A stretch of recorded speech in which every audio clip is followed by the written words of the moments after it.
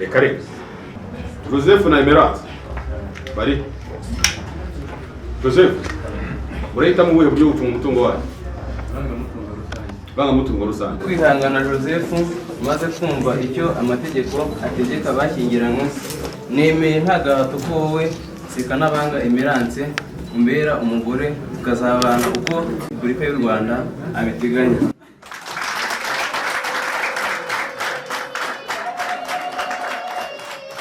Emerance maze kumva icyo amategeko ategeka abashyingiranywe nemeye nta gahato ko wowe kwihangana Joseph